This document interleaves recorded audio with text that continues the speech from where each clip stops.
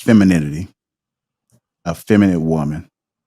What is your take on that? When we talked about this initially, I was like, man, I wonder how I would define femininity, right? Like I was kind of struggling with that, leading into this discussion, because I think that initially I thought about that in a very traditional way, meaning like a woman who's very girly, right? Or who has a very girly forward, or like a woman forward type of like presence, meaning she's wearing the skirt and the heels and all of that, you know what I'm saying? And she likes the frilliness and the pink and the, what I mean? Like the very stereotypical things that like, and I don't identify with any of that. Like I hate pink.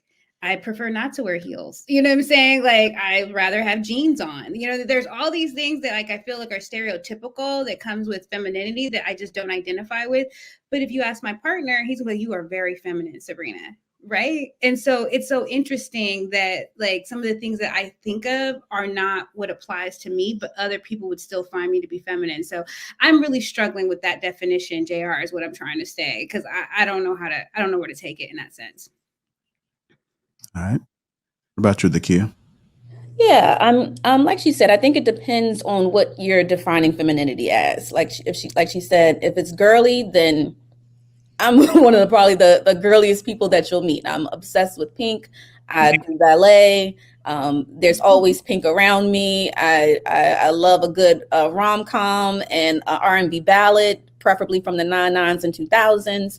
I am the girly girl of them all. But at the same time, I love football. I wear black most days. I think that femininity is not just being girly, but I don't know. I think that it goes to that definition where people hear the word, oh, I want a feminine woman or this femininity. I think people hear those buzzwords, but they're not really all speaking the same language. They're not all talking about the same thing. So to say, what are your thoughts on femininity? It depends on what part of femininity are you talking about. Are you talking about, the way that I look and appear in my interest, or are you talking about the way that I behave with my husband? Are you talking about, that I want to just kind of be a passenger princess? Like, what are you talking about when it comes to femininity? There's so many aspects of being a woman, and that goes far beyond the way I dress, whether I'm in skirts and heels or whether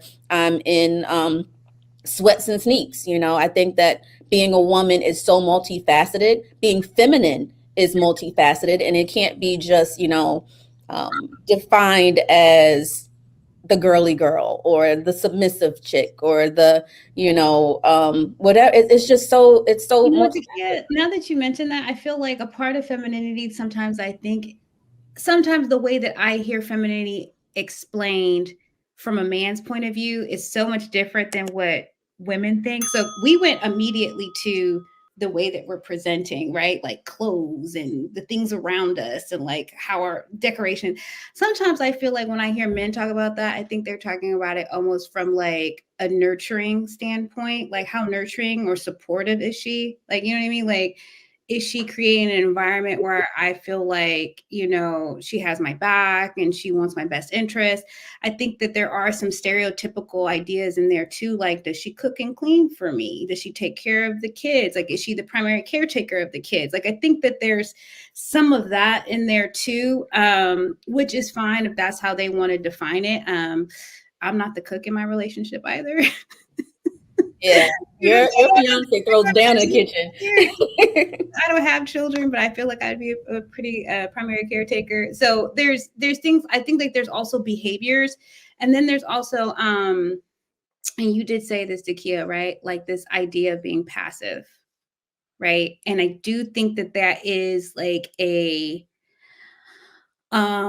implicit value that is assigned to like femininity, and I think that there's a place for that, and then there's a place that that's not applied. So just depends. I don't know. JR, what are your thoughts on that? One of the things that a lot of men discuss on these panels is that a feminine woman is feminine with everything that she does.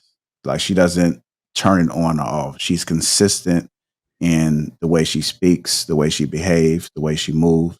So it's not necessary. Well, it can be associated with dress as well. It's just all around. She's just a feminine woman. I've also heard the terminology of a divine feminine woman, which shout out to Sarah. She was up here and she kind of broke that down and she tagged it back into the Bible and saying that if you don't have a relationship with God, then you're not considered a divine feminine woman. So there is various uh, perspectives on what it is and what it looks like to each individual. But I think if I had to kind of narrow it down, I would just say just the aura. She's soft.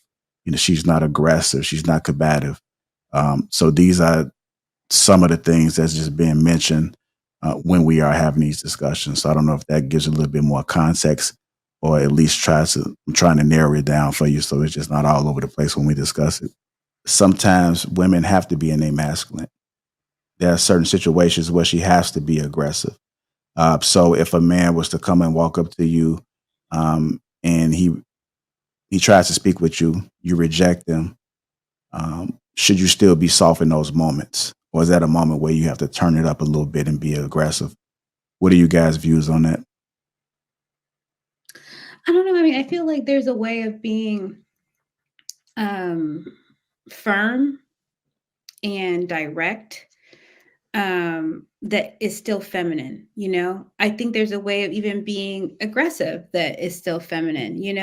I do feel like and so if we're saying that aggression and being combative is like a more masculine trait, if that's the way that it's being described here, I feel like for me, when I show up in the workplace, that's probably when I feel like I'm most masculine. I have to be most aggressive, vocal, very firm in those ways. I think when it comes to my relationship, I feel like I'm kind of almost the opposite. You know what I'm saying? Maybe because I am like that from 9 to 5. That like when I come home, I don't want to. I want to shut it down. So I don't want to have to be like, being so assertive all the time. That's just me personally. Other people may not feel like that. If I'm leading in the workplace, I don't necessarily want to have to be in that leadership position at home. But I will. I'll do it if I need to. But I think in the case of rejecting someone, I think that being firm, being direct, even like being borderline aggressive about it is appropriate if the situation calls for it. And I don't think that that should be necessarily seen as like a woman being too masculine or masculine. I think it's about a woman just ensuring her safety. So, and I do believe in self defense for women. So, there. I think one of the things that came up as well is that if a woman remains feminine even during those times, that you are likely to have a guy to come up for your defense. So, and I get it. There's levels to it, right? Because if you're going toe for toe, almost like you're a male, then you probably wouldn't have a lot of guys come to your defense. But what it sounds like you're saying, and you can correct me if I'm wrong, is that you can put a little bit of basic. No, I'm okay. I'm married. No, I'm engaged. That's the level of aggression that you're speaking of, right? Being firm, but you're not being necessarily combative, but you're just setting a boundary. And you're Well, saying that it's okay to do that. You don't have to remain soft spoken in those instances. right. I don't think you have to be soft spoken in those instances. I think that if someone is violating your personal space or someone is giving you unwanted attention at that time, I think it is in your right and in your self interest to let them know that I am being cordial now, but we can take this to another level.